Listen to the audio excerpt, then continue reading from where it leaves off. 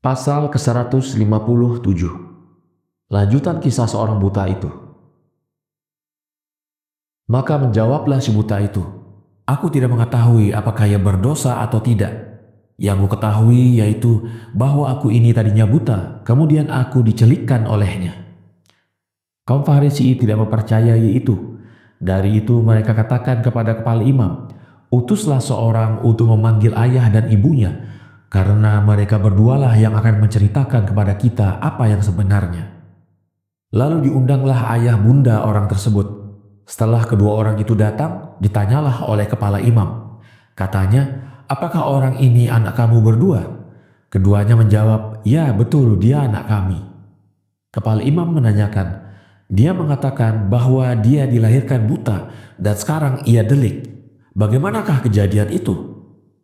Ayah orang yang telah dilahirkan buta itu beserta ibundanya menjawab, "Memang benar dia telah lahir buta, tetapi kami tidak mengetahui bagaimanakah dia mendapatkan terang. Dia cukup dewasa, tanyakanlah kepadanya, dia akan bertutur benar kepada kamu."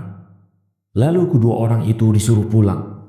Kemudian kepala imam itu kembali mengatakan kepada yang dilahirkan buta itu, "Berilah pujaan kepada Allah, lalu bertuturlah yang sebenarnya."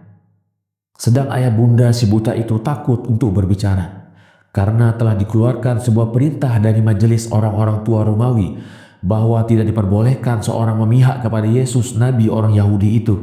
Jika tidak, maka hukumannya adalah mati. Dan perintah itu dimintanya oleh hakim. Dari itu kedua orang tua si buta itu mengatakan, "Dia cukup dewasa, maka tanyakanlah kepadanya." Kemudian di saat itu kepala imam berkata kepada orang yang dilahirkan buta itu, "Berilah pujaan kepada Allah dan katakanlah sebenarnya, karena kami mengetahui bahwa orang yang engkau katakan telah menyembuhkan engkau itu adalah berdosa." Dijawablah oleh orang yang dilahirkan buta itu, "Aku tidak mengetahui apakah dia seorang berdosa. Yang ku ketahui ialah bahwa aku tadinya buta, lalu aku diberinya cahaya." Dan sudah barang tentu, sejak permulaan dunia hingga saat ini, belum pernah ada seorang yang dilahirkan buta dapat melihat. Sedang Allah tiada akan mendengarkan kepada orang-orang yang berdosa. Orang-orang Farisi menanyakan, "Apa yang telah diperbuatnya ketika ia menerangkan matamu?" Di saat itu orang yang dilahirkan buta itu merasa keheranan karena tidak imannya mereka. Katanya, "Telah kuterangkan kepadamu sekalian. Mengapa kamu kembali menanyakan pula? Apakah kamu ingin menjadi murid-muridnya?" Ketika itu ia ditegur oleh kepala imam. Katanya, "Sungguh keseluruhan telah dilahirkan dalam dosa. Apakah engkau akan mengajar kami? Nyalalah engkau dan jadilah murid orang itu.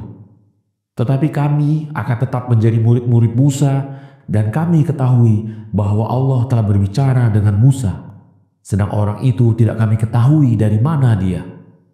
Maka dikeluarkannyalah dia dari perkumpulan dan rumah peribadatan, dan dilaranglah ia bersembahyang bersama orang-orang suci dari Israel. Pasal ke-158. Maka dunia ini pun mencintai Allah. Dan pergilah orang yang dilahirkan buta itu untuk menjumpai Yesus. Maka dihiburlah dia oleh Yesus. Katanya, "Sungguh engkau tidak diberkahi di zaman manapun sebagaimana engkau sekarang, karena engkau diberkahi oleh Tuhan kita yang telah berfirman melalui nabinya Daud bapa kita tentang orang-orang yang dikasihinya di dunia ini. Firman-Nya, mereka mengutuk dan aku memberkahi.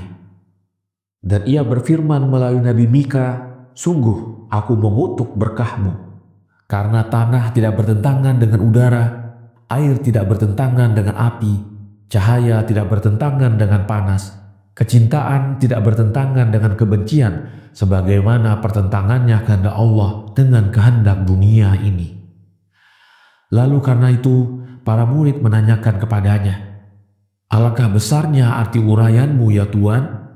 Tetapi terangkanlah maksud dari uraian itu, karena kami hingga kini belum paham." Yesus menjawab, "Apabila kamu mengenal dunia, akan kamu lihatlah bahwa sesungguhnya aku telah berkata benar. Dan begitulah pula kamu akan mengetahui kebenaran pada setiap nabi. Jika demikian, ketahuilah bahwa di sini ada 3 macam alam tercakup dalam satu nama. Pertama yang menunjukkan kepada langit-langit, bumi dengan air, udara dan api, serta segala sesuatu yang di bawah tingkatan manusia, maka alam itu dalam segala sesuatu mentaati kehendak Allah. Seperti yang dikatakan oleh Daud, Allah telah mengaruniakan kepada semua itu satu perintah yang tidak dilampaui mereka. Kedua, menunjukkan kepada semua manusia, sebagaimana rumah si Anu itu tidaklah menunjukkan kepada dinding-dindingnya, tetapi kepada keluarga. Maka dunia ini pun mencintai Allah, karena mereka dengan tabiatnya sendiri merindukan kepada Allah menurut tabiatnya. Kendati pun mereka telah sesat dalam mencari Allah. Tahukah kamu mengapa semua itu merindukan kepada Allah? Karena mereka semuanya merindukan kepada suatu kebaikan yang tak berkesudahan, tanpa sedikit pun kejahatan. Dan itu hanyalah Allah sendiri. Karenanya Allah Maha Pengasih itu telah mengutuskan nabi-nabinya ke dunia ini untuk keselamatannya.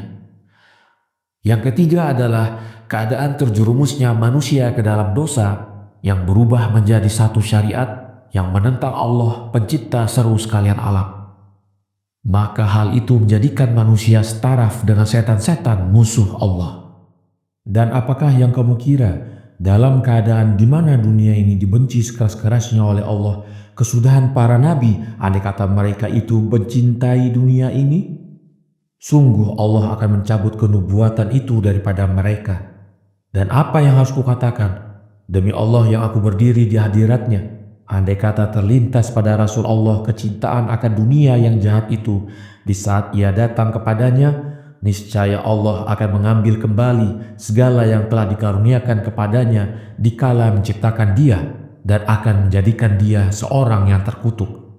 Karena Allah sampai begitu menentang dunia ini.